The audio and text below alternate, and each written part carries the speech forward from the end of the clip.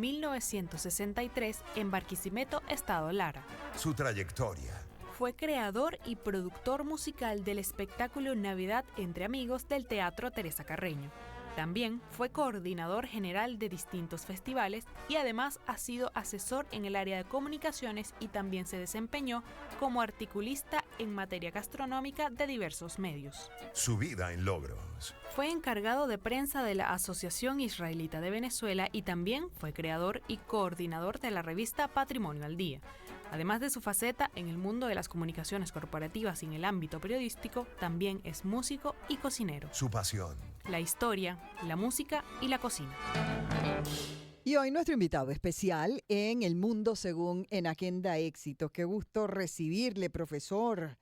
Bienvenido. Bueno, el gusto es mío estar aquí con ustedes y bueno, agradado por la invitación a hablar de temas que supongo que van a ser de interés para todos los Yo oyentes. estoy seguro que va a ser así. Estoy sí. seguro que va a ser así.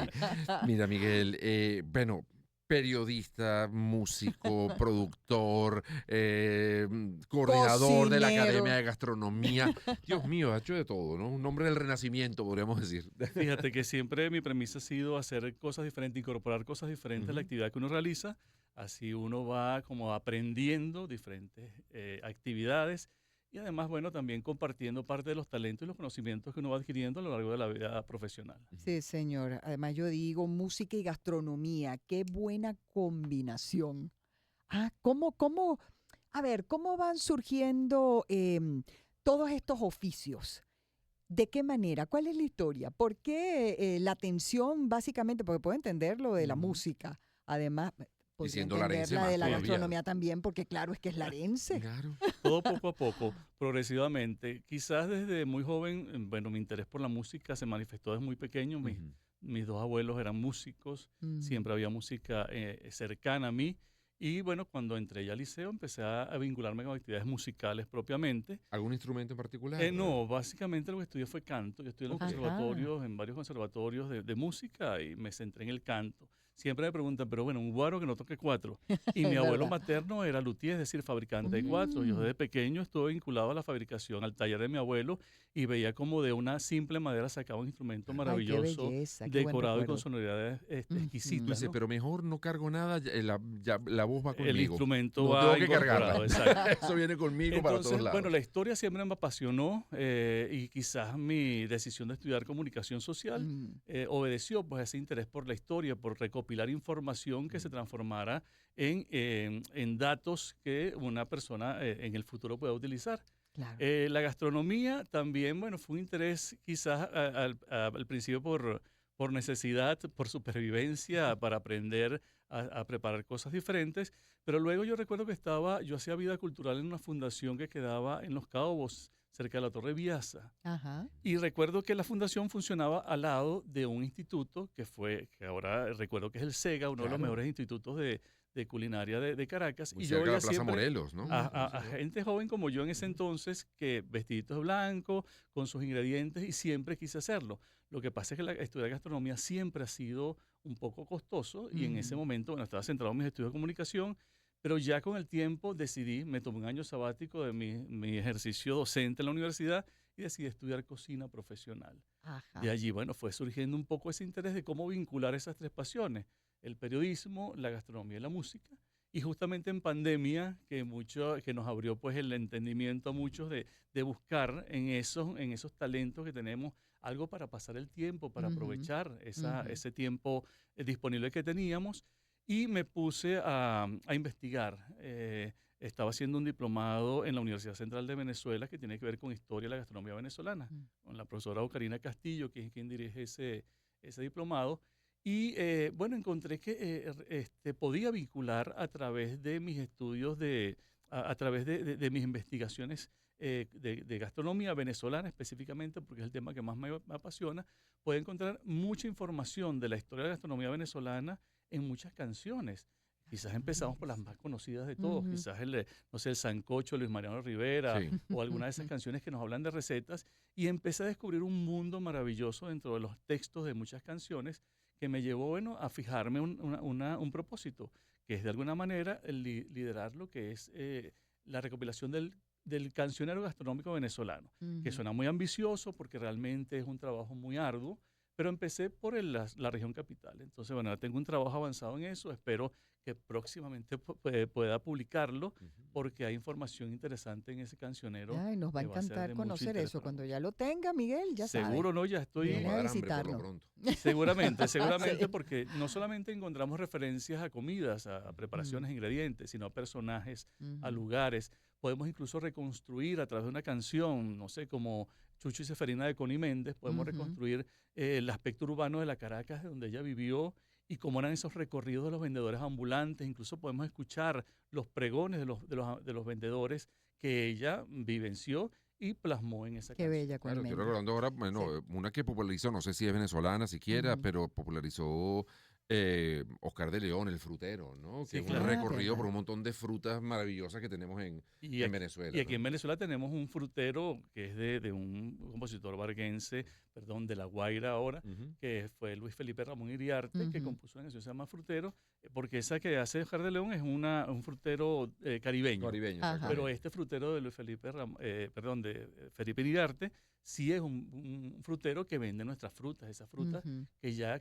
ya muy pocas de esas frutas se encuentran en esos anaqueles de los vendedores ambulantes, pero que en aquella Ujú. época eran muy habituales para las personas que los consumían. Mm. Y el resto del país tiene la misma, bueno, al regreso de la pausa me contestas, pero tiene también esa misma, o sea, en todas las regiones vemos canciones, temas musicales vinculados con la gastronomía. Pero bueno, al regreso seguimos conversando con Miguel Peña Samuel, licenciado en comunicación social, productor musical con maestría en musicología, cocinero profesional, periodista y como les digo, fue también coordinador general de la LAGA, la Academia de Gastronomía de la UCAP. Ya venimos con más de Agenda Éxitos.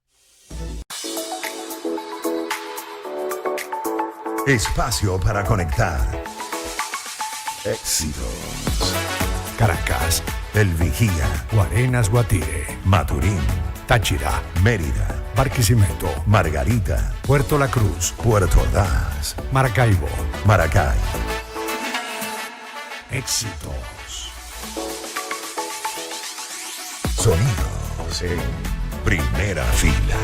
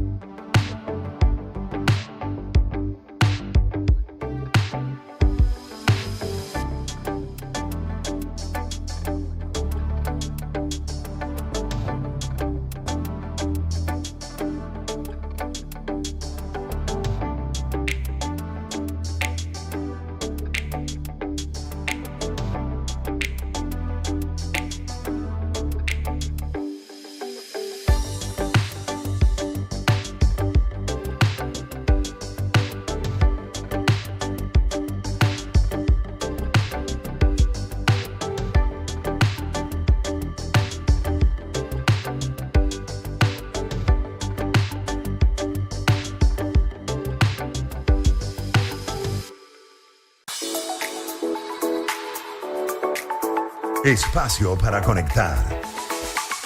Éxitos. Caracas, El Vigía, Guarenas, Guatire, Maturín, Táchira, Mérida, Barquisimeto, Margarita, Puerto La Cruz, Puerto Ordaz, Maracaibo. Maracay. Éxitos. Sonidos en primera fila.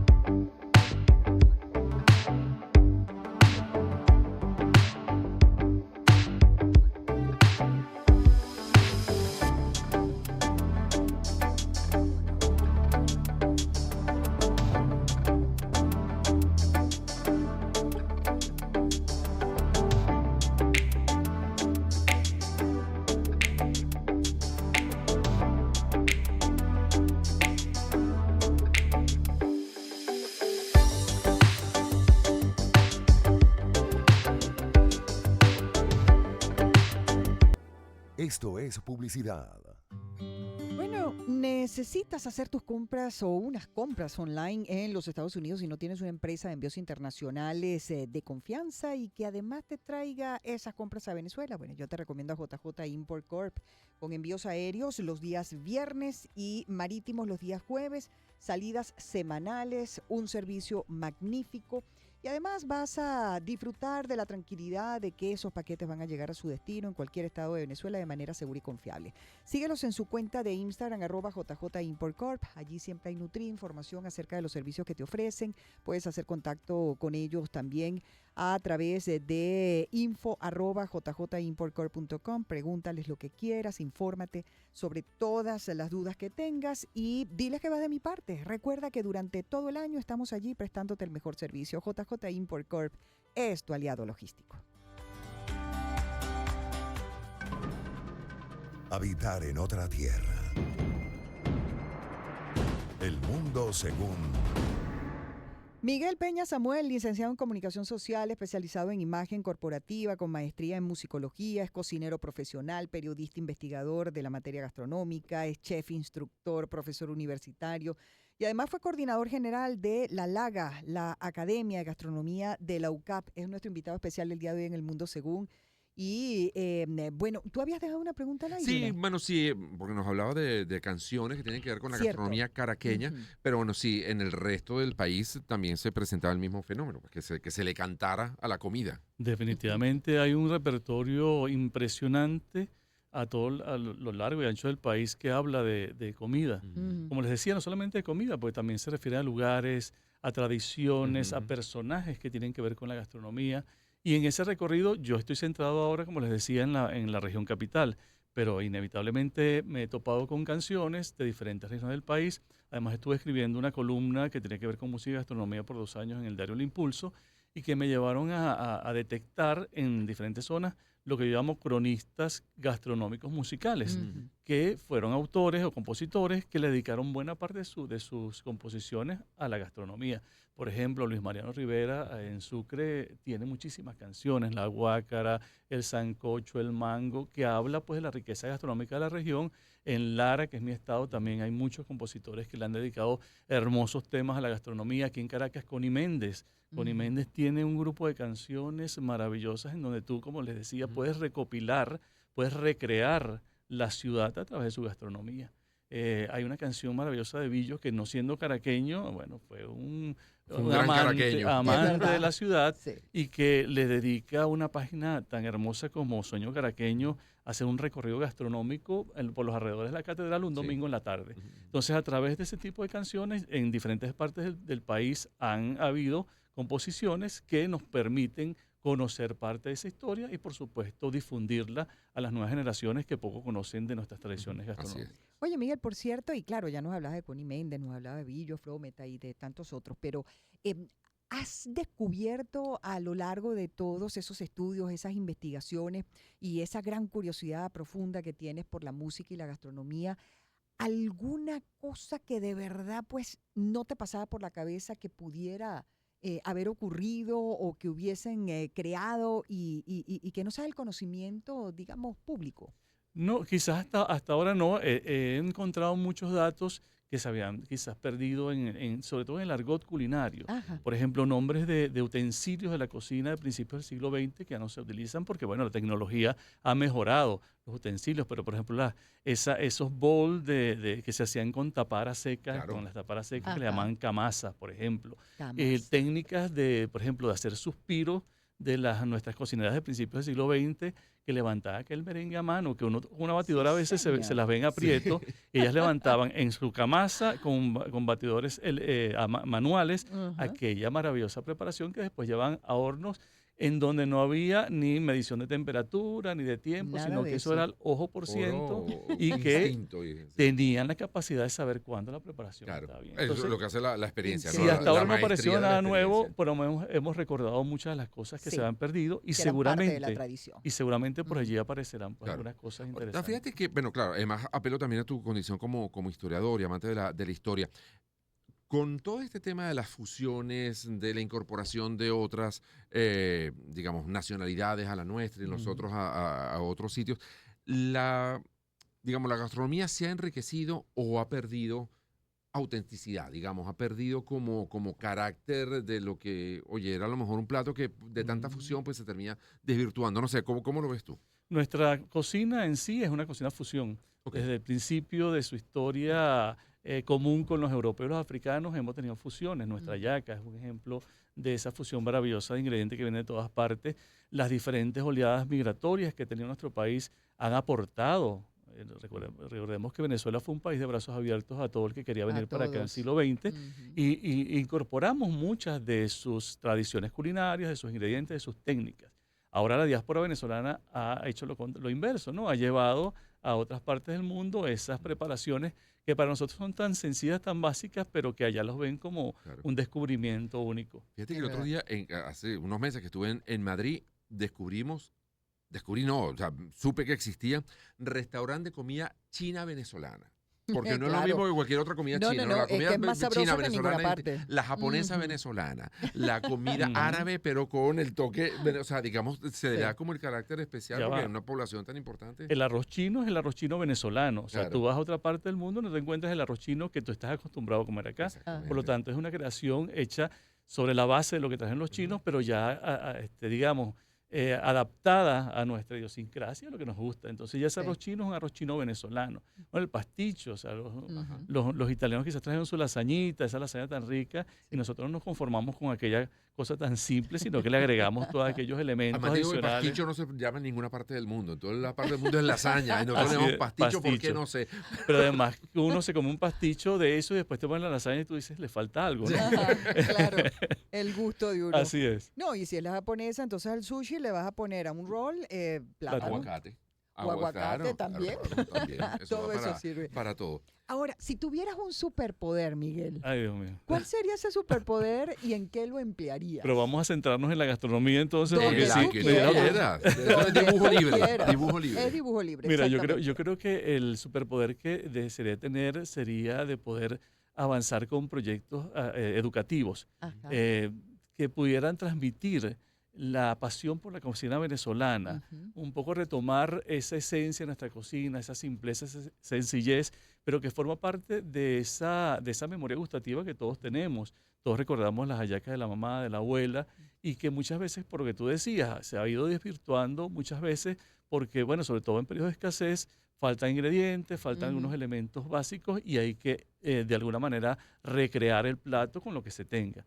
Entonces, para mí, la educación es la base para rescatar esa riqueza gastronómica del país y poder incentivar en las nuevas generaciones que se incorporen plenamente a estudios en cualquiera de las academias maravillosas que hay en esta ciudad y que puedan de alguna manera seguir llevando más allá en el tiempo el legado de los ancestros que nos Sí, enseñaron señor. esos Tienes gustos mucha por la cocina razón. Te venezolana. hago Muy bien. otra pregunta que estoy seguro que va a ser complicada de responder porque es que es complicada. Un vuelo de 10 horas. No sé, Caracas, Estambul. ¿A quién quisieras tener sentado al lado? No vale mujer, no vale pareja, no vale los hijos, no, eso no.